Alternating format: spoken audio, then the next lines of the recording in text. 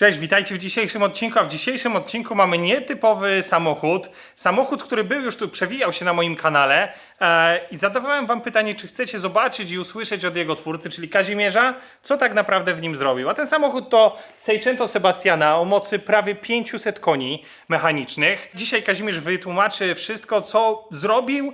Może wspomni troszkę o tym, co zamierza zrobić z tym samochodem. Także zapraszam na dzisiejszy odcinek, a dodatkowo mamy dla was gadżety od FMIC, które nam przysłali specjalnie do tego odcinka. I na końcu filmu dowiecie się, co zrobić, żeby trafiły na przykład do was.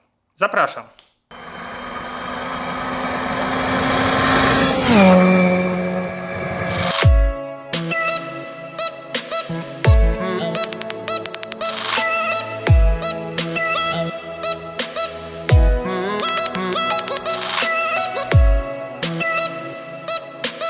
Z tego co wiem, jest to najszybsze i najmocniejsze Seicento w Polsce, na pewno najmocniejsze zhamowane. Wypluło niecałe 500 koni. Twórcą tego samochodu jest oczywiście Kazimierz, a właścicielem jest Sebastian, którego poznałem jakiś czas temu i często rozmawiamy ze sobą podczas wyścigów długodystansowych, które są transmitowane na YouTubie. Wymieniamy się tam wszystkimi uwagami odnośnie kierowców, więc mamy wspólne zainteresowanie. No i oczywiście Sebastian sam zaczynał od Fiata 126P, więc nie mogło być inaczej, że ten film z tym jego samochodem trafił do mnie na kanał.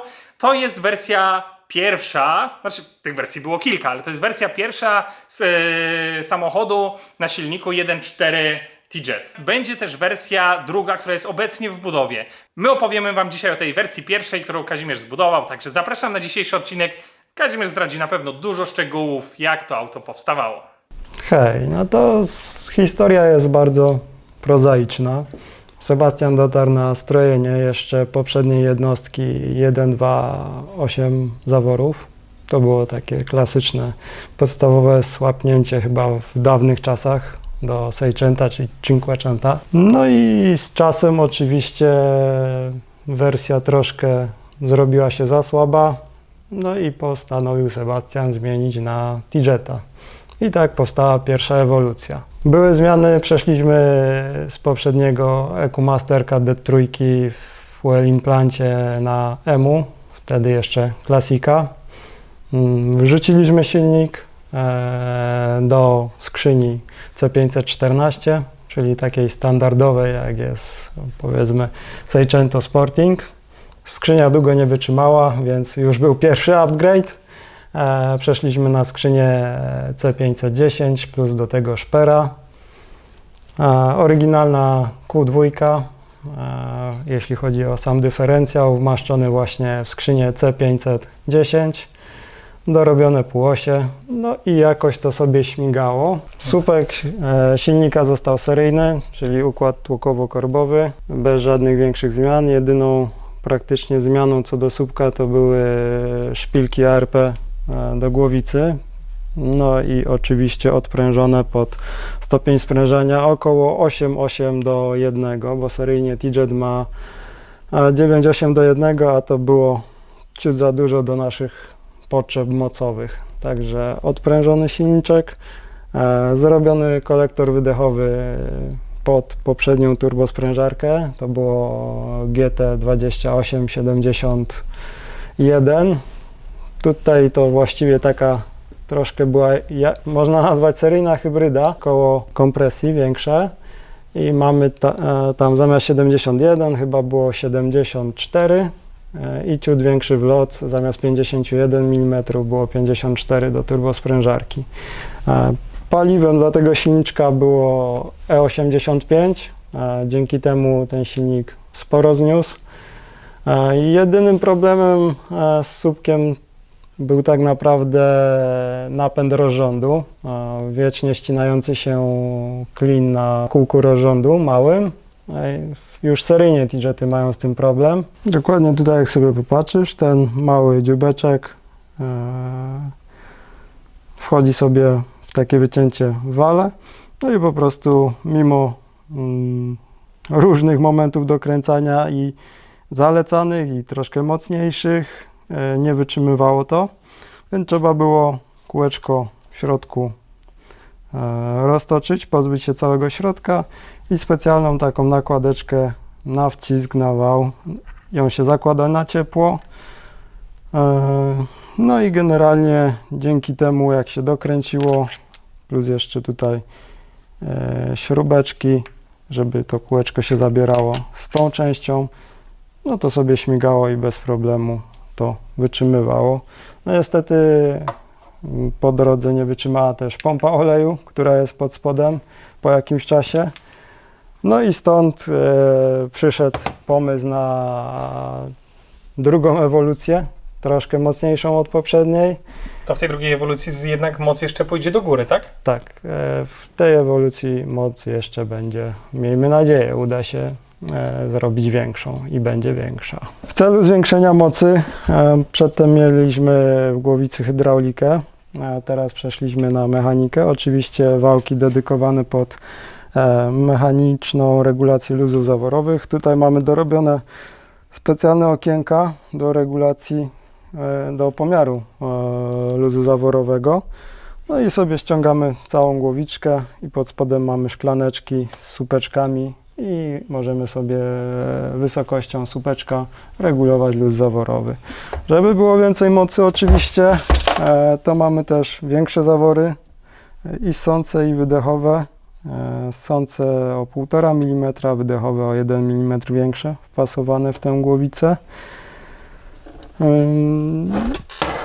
Turbosprężarka BorgWarner S200 SXE.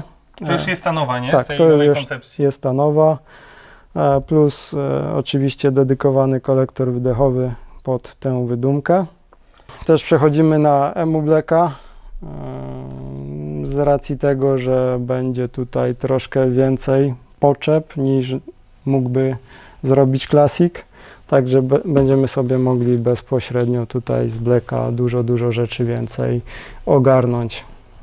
No i z tej nowej koncepcji to by było na tyle. Więcej Wam nie zdradzimy, bo będzie od tego drugi film, w którym to wszystko zobaczycie. Natomiast wracając do tego Stage 1, który był, przechodzimy na kolektor ssący. Kolektor ssący mieliśmy dwuczęściowy. Pierwszą częścią jest tak zwane plenum i konstrukcja szczelinowa. Jak sobie zaglądniemy wewnątrz, możemy zaświecić nawet. Już latareczkę.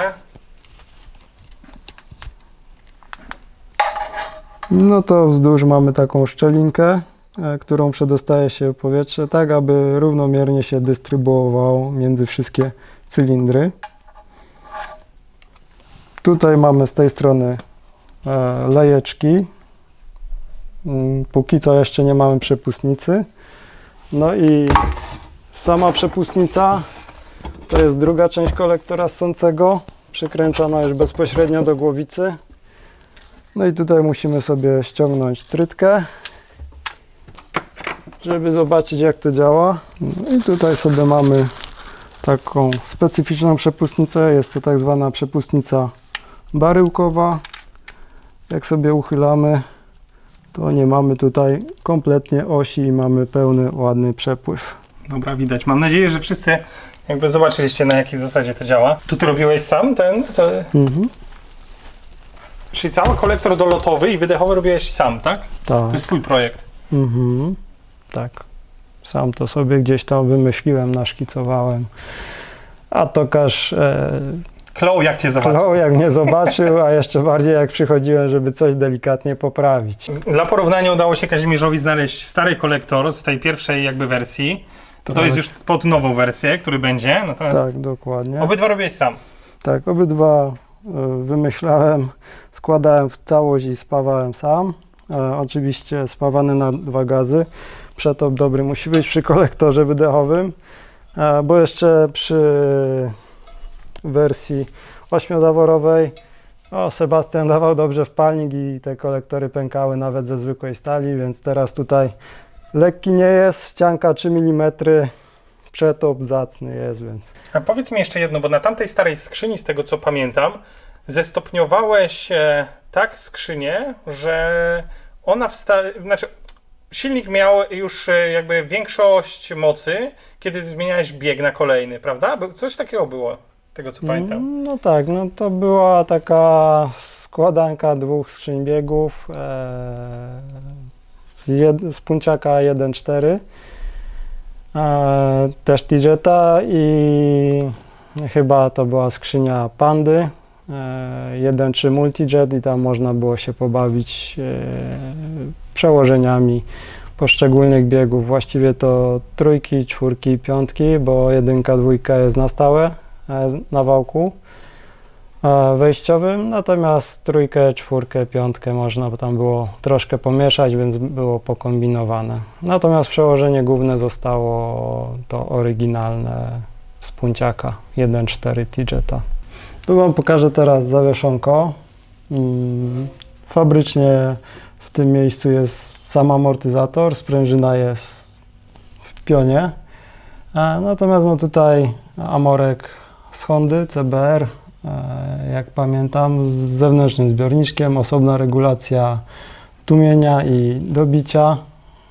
Tutaj mamy w tylnej beleczce oczywiście poliuretany, dorobione regulacje mimośrodowe na fasoleczkach takich. Co do hamulców, no to zaczniemy może od tyłu. Tylny hamulec tarczowy na adapterze.